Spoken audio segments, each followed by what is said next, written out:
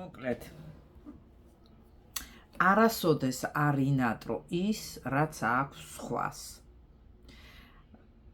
არასოდეს შურის მომენტი კი არა, აი ხშირად არის ხოლმე, ხო, რომ გგონია, რომ აუ ამ ადამიანს ის აქვს, ეს აქვს, ამდენი ფული აქვს და მეც მინდა ეგრე მქონდეს. თქვენ არ იცით არც ერთმა და არც მე და არავინ ის ადამიანი, ვისაც ამდენი აქვს ნაშოვნი, არავინ მოპარული, გაჩალიჩებული, რაღაცნაირად გაკეთებული, ხო შენ არ იცი ის რა საფასურს იხდის. ამას რატო გეუბნებით? იმიტომ რომ ერთხელ მახსოვს საერთოდ ესე ამეწყო ცხოვრება, რომ დიდარ ხალხთან მომიწია ურთიერთობა, მოსკოვიდან დაწყებული, ნიუ-იორკით დამთავრებული რა. და ისეთ წრეებში მომიწია ურთიერთობა, სადაც ძალიან დიდი ფული ტრიალებდა და ისეთ სიტუაციებში ხანდახან მიმღერია და ბევრი ახლობელიც მყავს, თორემ ძალიან ბევრი კარგი ადამიანი მათ შორის და ამ ადამიანებთან ურთიერთობაში იმდენ რამეს ვარ დაკვირვებული, იმდენ საინტერესო სიტუაციას, რომ ჯერ ერთი მაგალითად ერთი ნიუანსი მინდა გავხსნა. სახელს ვერ დავასახელებ, უფლება არ მაქვს სახელი და გვარი რომ დავასახელო და თქვა ვიზე და რაზე, იმიტომ რომ არ არის კორექტული და ლამაზი, მაგრამ ფაქტია, რომ ერთხელ ვიყავი დიდი ხნის წინ, 30 წლის წინ, ძალიან პატარა, მაშინ მიგვიწიეს რაღაც კლუბსაც ვერ დავასახელებ, private ადგილას ძალიან რომ აქ უნდა იმღეროთო და თვითონ ოუნერიო ვინც არისო ის დაგხვდება რა და დაგვხვდა არაჩვეულებრივი კაციო უნერიო, ოღონდ ფორმა შეხვედრის. მოვიდა და 10 კაცი დაცვა მოყვებოდა. მერე დაგპატიჟა ამ ოუნერმა თავით მეო სუფრას გაგიშლითო, ხა დაგპატიჟებთო, რომ გაგულაოთო რა, ნიჭიერი მომღერლებიო და ჩვენ ზუსტად ეს დამთავრებული იყო რა, კონკურსის პერიოდი იყო მაშინ. Ialta Moskva ტრანზიტის პერიოდი ხო და დიდი ხნის წინ ამ ამბავს გიყვებით რა, მაშინ საერთოდ ომი პროგრამაშიც არისო რა, ხო და მithueta საქართველოსთან, ხო და მოკლედ ჩაგვიყვანეს სად ეხა სუფრასად გაგვიშალეს რა, აქ ზემოთ ხო იყო 10 კაცთან და სადღაც ქვესკნელში ჩავედით რაღაცა ლიფტებით, მოკლედ იქ გაგვიშალეს სუფრა, იქ მოემატა დაცვა. ამ დაცვის მერე რაღაცა ზარი იყო განხორციელებული, რომელზეც ძალიან დაიძაბა უცბად სიტუაცია, ყველას მადლობა მოგვიხადეს და ეხლა უნდა დავიშალოთო და ის კაცი გამოიყვანეს და მოცმა კაცმა შეიყვანა ამ ლიფტში და აიყვანა და გაიყვანა და რაღაცა გამოქცევი და ჩასვეს მანქანაში და წაიყვანეს. მოკლედ ეს არის მულტიმილიარდერ ადამიანზე ლაპარაკი რა, ხო და იცი როგორი სიტუაცია, მერე უფიქრთები, რომ აი რატო უნდა ეს წუთი სოფელი ის არის მეგობრებო, არ უნდა გიღირდეს რა, შენ არანაირი ფული შენი თავისუფლების, შენი სიმშვიდის და შენი კარგად ყოფნის ფასი არ არის რა, არანაირი ფული და არანაირი მისი რაოდენობა. იმიტომ რომ ზოგადად ხო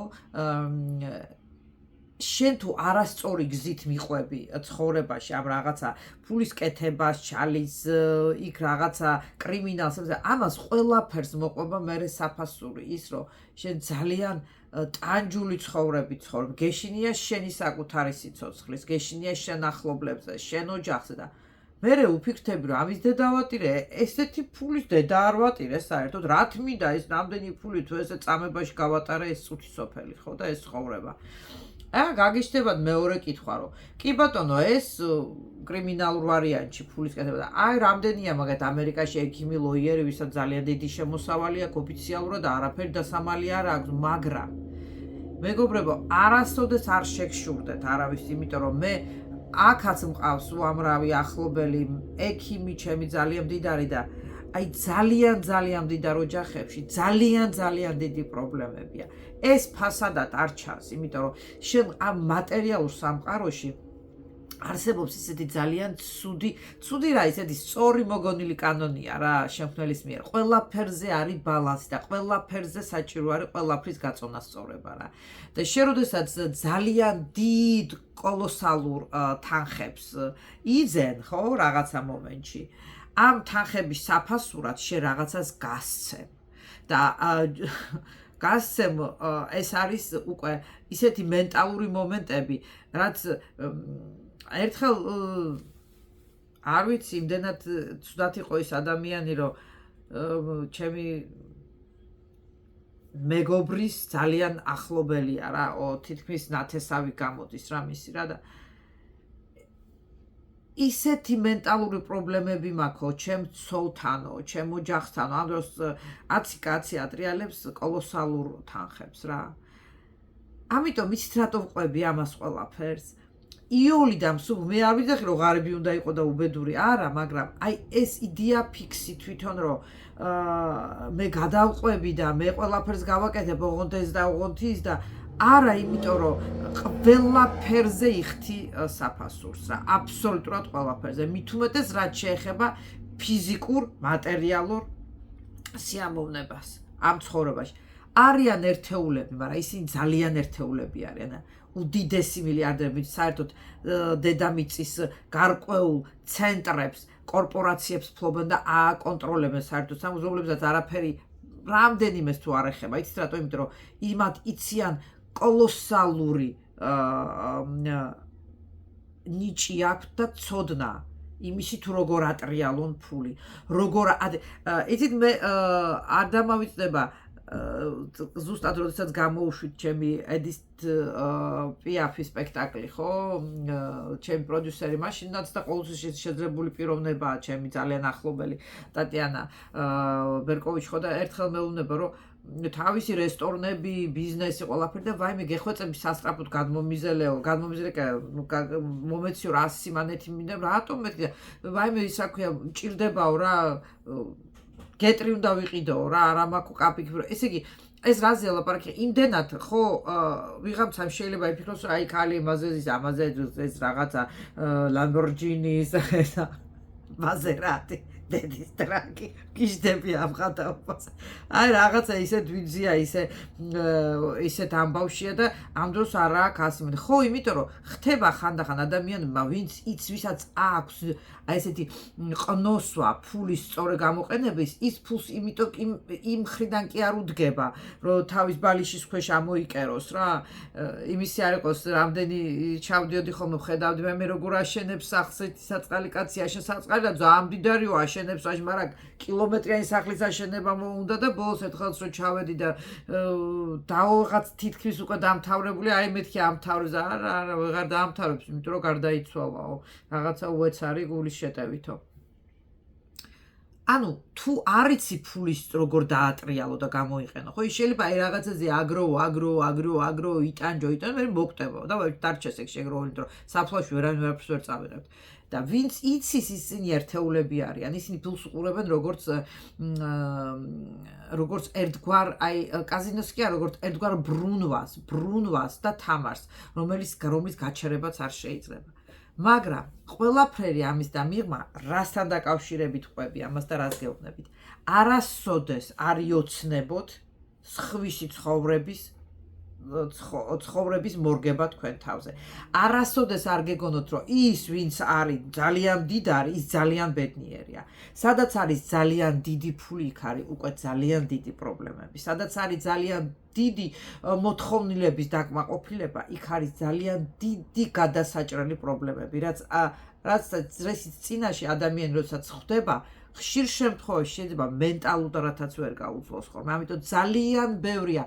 აქ არის უამრავი ნაცნობებში მყავს, სადაც ძალიან დიდარ ხალხს ცოლები ყავთ, ნუ აი სერიოზულად ანგალოთებული ან ნარკოტიკზე დამშემჯდარი, იმიტომ რომ რა ხდება ნახე, როდესაც შენ რაღაცას თუ არ ახარ ჩაფლული იმინა ამ თამაში და თუ ეს შენი აი ეს არ არის რა, ხობი არ არის ამ ფულის ტრიალი და თუ შენ ამას უძღვნი შენ ცხოვრებას, იმიტომ რომ ეს მას მიაღწევ, შენ როცა მიაღწევ უკვე, მერე ფსიქიკა ადამიანის ამ სიცარიელეს ვეღარ უძლებს, იმიტომ რომ შენ ხვდები, რომ ის რაც მიიღე, იმის მიღმა ვაიმე აღარაფერი აღარ არის, ყველაფერი გაქვს და რა უნდა გააკეთო და იწყებ ავტომატურ რეჟიმში საკუთარი თავის განადგურებას და ის სულიერი პლასტი და ბაზა, რაც ყველაზე მთავარია შენ ცხოვრებაში, ის რაღაცა ცარიელ გამოკიდებულ უპასუხო უკიდეგანო utopიაში რჩება რა. და ამიტომ რა ვიცი რა, მე მგონი არ ღირს რა არანაირი საკუთარი თავის თავისუფლების გაყიდვა არანაირ თანხაზე. არავისთვის იყავი პიროვნება, იყავი თავისუფალი, იყავი ღვთისმოყვარული, ღვთის კანონები შეისწავლე, იყავი მართალი შენ თავთან, იმიტომ რომ ყველამ ყველაფერი ვიცით, ვინ რისი ღირსებით ვართ და ვინ რა ენერგიას ვატარებ და ვინ რისი გამკეთებლებით ვართ. იყავი სუფთა ადამიანი, ბედნიერი, დრო მოდის ახლა ისეთი, რომ ადამიანი, რომელიც მომართულია, ეს არის გაწერილი ბიბლიაში, ეს არ არის ჩემი სიტყვები. ადამიანი, რომელიც მომართულია, როგორც ქრისტე იძახის, აქ შეკარი და იქ გადაწყდებაო. აქ თუ შენ მოემზადები სულიერად, იქიდან შენ დაგეხმარება შემქმნელი იმ რაოდენობით, რამდენიც შენ გჭირდება. და ყველაფერზე იყავი მადლიერი და გაატარე ცხოვრება გემრიელად. აი, მთავარი მიზეზი უნდა იყოს, რომ ვიპოვოთ ამ ცხოვრებაში სიამოვნება. გავატაროთ აი ისე ჯიგრულად, რომ არ დაგწყდეს რა, მე რომ გამოხედავ ამ ცხოვრებას, არ დაგწყდეს გული და არ თქვა, რომ აუ ეს რატო არ გავაკეთე, აი ეს რატო არ გავაკეთე, ეს რატო არ გავაკეთე. ნუ ცართ პოდკასტი. გადმოდი რა, მოდი YouTube-ში, დამილაიქე, გახდი ჩემი ფოლოვერი. იმიტომ რომ ეს არის ჩვენი ძალიან ინტიმური ურთიერთობის სახლი. და ძალიან მიხარია თქვენ ყველანი ვინც ხართ ჩემი მსმენელები, ჩემი ყველაზე ძვირფასი მეგობრები ხართ.